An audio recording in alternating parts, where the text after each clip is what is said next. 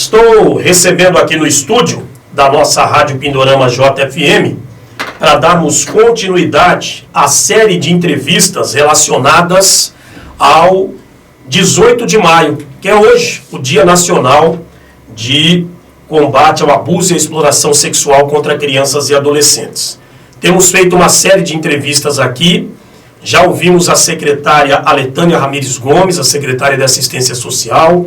Ouvimos o juiz de direito da Vara da Infância e Adolescência, o Dr. Fernando Moreira Freitas da Silva, e o coordenador do Conselho Tutelar em Sidrolândia, professor Rodolfo Marocchio. Hoje é dia de ouvir a Cíntia Katayama, psicóloga integrante da equipe técnica do CREAS, aqui no nosso município, o Centro de Referência Especializado de Assistência Social. Hoje, inclusive, o 18 de maio, é o dia D, e haverá uma carreata que vai sair às 8 da manhã, ali de frente à Secretaria de Assistência Social, na Rua Paraná, 1885, no bairro Jandaia. Uma carreata para conscientizar a população, para incentivar a população a se engajar também nesse tema tão delicado para a nossa sociedade, mas que é um tema preocupante e real, e que atinge todas as localidades e muitos lares. E a psicóloga Cíntia, ela tem uma experiência também nisso, para nos falar das consequências, né, desses reflexos todos, enfim, do que fica dessa violência contra uma criança, contra um adolescente, a violência sexual. E do seu trabalho realizado junto ao CREAS, junto a essa rede de atendimento. Cíntia, bem-vinda, é um prazer recebê-la aqui na nossa Rádio Pindorama, no jornal Ronda da Cidade. Olá, bom dia a todos e a todas aí que estão nos escutando, né? Muito obrigada, Mauro, pela oportunidade de poder vir falar um pouco mais sobre esse assunto, que embora, sim, seja um assunto delicado, é extremamente necessário que a gente possa conversar sobre isso, porque quanto mais informações a gente disseminar, mais a gente consegue promover condições de conscientização para que as pessoas possam ter ações, né? Possam denunciar, possam também saber o que fazer. E eu também, assim, aproveitando esse início, eu gostaria de enaltecer aí o trabalho da Secretaria de Assistência Social, né, representado pela pessoa da Aletânia, né, queridíssima, e especialmente o trabalho do CREAS, que, né, a equipe está toda mobilizada no dia de hoje para fazer essa ação, essa mobilização aí no dia D.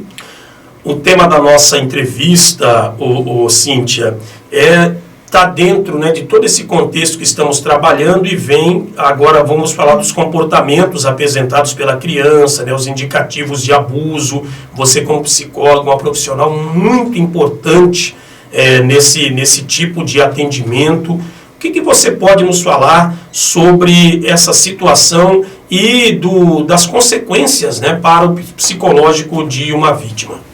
Então, quando a gente está abordando a questão dos indícios, né, de como é que uma criança ela pode se comportar quando está sofrendo um tipo de abuso, a gente precisa considerar um contexto inteiro, né, para poder falar, porque muitos dos comportamentos que indicam que a criança está passando por essa situação podem também indicar somente uma fase do desenvolvimento. Então, é por isso que a gente tem que ter um olhar delicado para compreender esse contexto, para compreender o conjunto, né?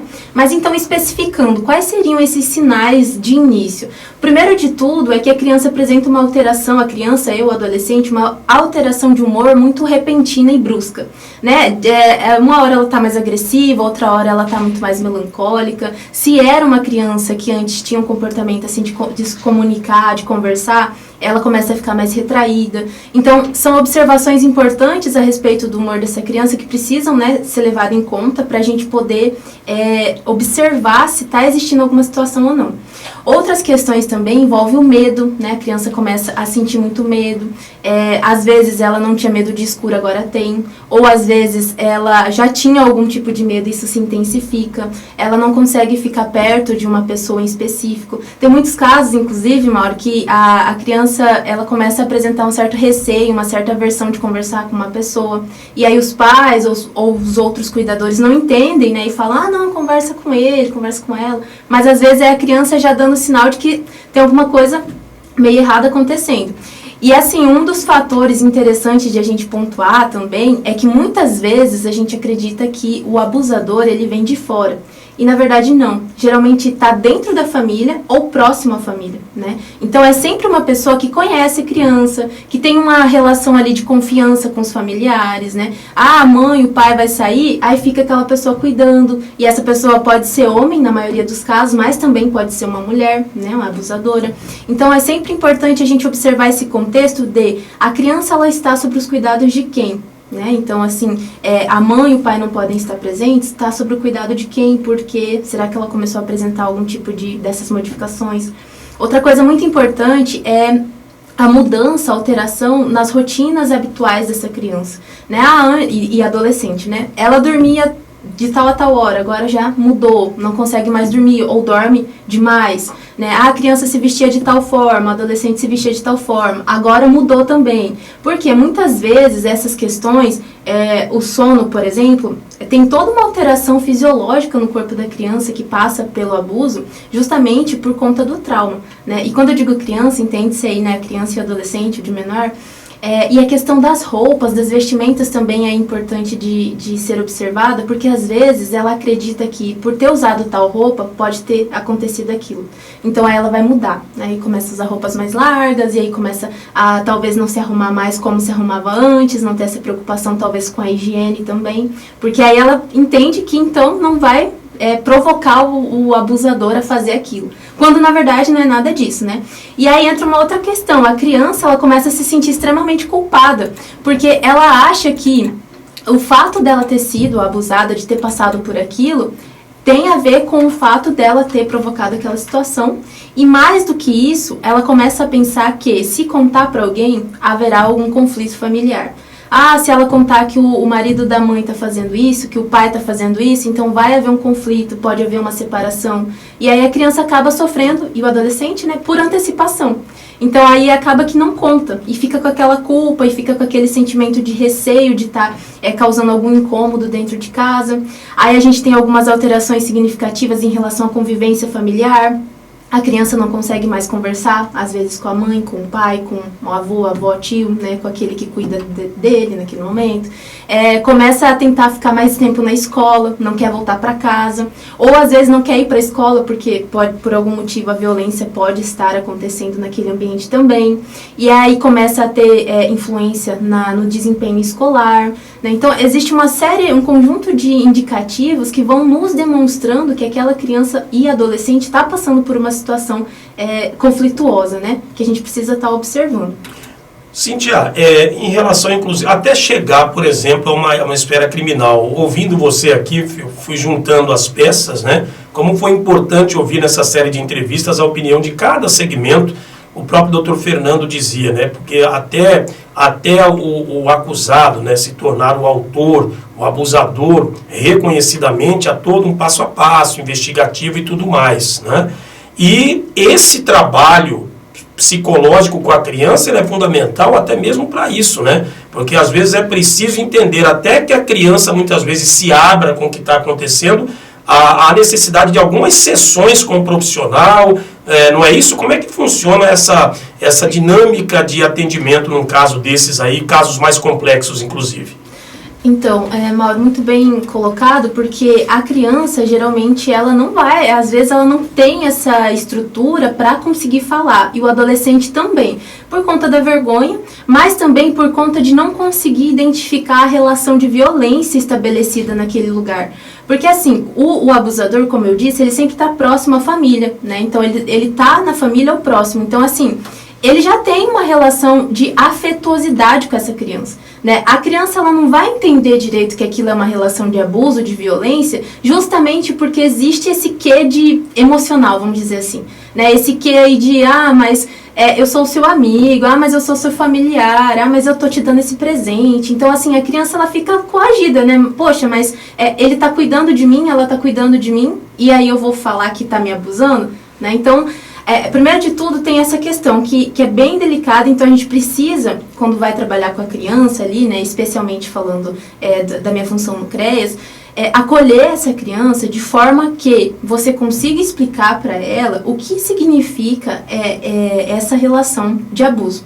né? E aí você adapta essa explicação, a linguagem dela também, para não ser de forma muito agressiva, né? Porque a gente precisa entender que se a criança tem uma certa faixa de idade e o adolescente que já entende um pouco mais também sobre essas questões de sexualidade, sexuais, a gente precisa ir adaptando a forma como a gente fala para que não soe agressivo para aquela criança também e não deixe ela mais acanhada do que quando ela já chega para nós. Mas é sempre trabalhar o que é essa violência antes de fazer as perguntas, né, para que essa criança traga os relatos. Porque assim, Mauro, uma coisa que é bem interessante de pontuar é que a criança, quando ela vem com essa demanda de abuso ou suspeita de abuso, às vezes ela não tem um hematoma físico. Né? Então você vai olhar para a criança, ela não está com um roxo, uma mordida, nada disso que indique que ela sofreu um abuso. Só que as alterações emocionais nessa criança, elas são visíveis. Né? Essa questão dela, às vezes, não conseguir olhar para você, por exemplo, dela não conseguir falar sobre o que ela sente. É uma criança, um adolescente muito assim curto naquilo que ele está dizendo, sabe? Não consegue conversar sobre uma pessoa específica, que geralmente é o abusador. Ah, eu prefiro não falar sobre isso. Ah, eu prefiro não comentar sobre esse assunto. Ah, eu não me sinto muito... Né? Então, assim, é você mostrar para essa criança um caminho para que ela consiga descrever aquilo que ela está sentindo em relação aos acontecimentos da vida dela. Né, para que a gente possa fazendo a captação dessas informações e ir, então, compondo esse conjunto de relatos que podem caracterizar um abuso ou não. E aí, né, só para finalizar essa fala, é importante ressaltar que nós trabalhamos sempre com a análise do contexto. Então, a gente faz a escuta da criança, né, essa escuta do adolescente qualificada, né, com esse propósito de acolher ele da melhor forma possível. E também a gente faz com todos os membros da família quando necessário, né? Com todos os membros, a gente faz as visitas também para verificar como acontece essa dinâmica familiar. Então, a rede de assistência social, ela é uma rede assim que busca sempre trazer os melhores fatos para a gente poder tirar uma conclusão, porque é um assunto delicado, né? Com certeza. Cíntia, nós temos 2 minutos aí para a gente concluir a entrevista. Qual é o caminho para que a pessoa chegue até o CREAS, por exemplo, o atendimento? Quais são os profissionais que estão ali para atender? Fique à vontade. Olha, Mauro, isso é realmente importante. A primeira coisa, antes de eu falar sobre essa questão da denúncia, é que se há uma suspeita, né, e eu reforço muito isso, se você percebe que existe um contexto para que haja um abuso, e qual é esse contexto? A criança não está sob os cuidados dos pais, né, ou da mãe, ou do responsável, fica com outra pessoa, né, fica com o tio, com a avó, sei lá, tem que perceber o contexto, né? Se existe essa possibilidade e a criança começa a apresentar essas alterações, então observa por um tempo e procura profissionais que sejam especializados para te orientar a abordar essa criança. Como é que faz isso? Né? Você pode ir na escola, né, que é o primeiro ponto. Ali na escola sempre tem os profissionais que podem também te auxiliar. Pode procurar o conselho, pode procurar o CREAS, né, e todos esses órgãos eles vão te orientar da melhor maneira possível a conversar com essa criança num primeiro momento. Depois de conversar com essa criança e constatar aí indícios, né, que sejam, que assegurem aí uma certa potencialidade de abuso, ou até mesmo configurem um abuso em si, você então pode fazer a denúncia, né, no Disque 100, e aí caso você que está ouvindo, né, seja assim um amigo da família que já sabe que está acontecendo alguma coisa, ou seja, até mesmo um outro familiar ali de fora que está observando a situação e queira fazer uma denúncia, mas de forma anônima, o Disque 100 é um portal assim significativo para que você possa fazer essa denúncia de forma anônima, né, e gratuita também. Dá para ligar de telefone celular, de telefone fixo, enfim. O outro caminho também é o conselho, né? Você pode ligar no conselho ou pode procurar a instituição física mesmo para fazer a sua denúncia. E também ligar 190, né? Se você preferir, pode ligar, tá acionando também a Polícia Militar, porque eles também fazem esse registro. Esses são os 3 principais caminhos para a denúncia, né? Então, a gente sempre enfatiza esses caminhos por né, serem interessantes. Mas também pode estar ligando no CREAS, né? Então, ou pode estar indo no CREAS também para saber de mais informações, enfim. Está sempre aberto, e lá a gente conta com uma equipe de multiprofissionais, né? Então a gente tem o psicólogo, a gente tem o assistente social, a gente também tem os nossos orientadores sociais, e é toda uma equipe ali preparada para receber as demandas familiares que surgem, né? Para que a gente possa da melhor forma estar atendendo essa família. Cíntia Katayama, psicóloga da equipe técnica do CREAS. Muito interessante, Cíntia. Até te convido para, numa próxima oportunidade, né, retornar aqui para a gente continuar falando sobre esse atendimento que é tão importante e esclarecedor. Obrigado por sua presença, viu, Cíntia? Foi muito bom ter a tua presença, a tua companhia aqui para a gente falar desse assunto tão delicado. Suas considerações finais. Olha, eu que agradeço a oportunidade, fico muito contente, né, de poder falar sobre esse assunto, que é um assunto tão tocante, né, e tão importante de ser sempre aí mencionado. Eu só queria fazer uma pequena correção, Sim. Que é Takayama. Takayama. Tá certo, Cíntia, obrigado. É que na verdade veio para nós aqui, né? Uhum. De repente o corretor ali, né, nos enviou. Não.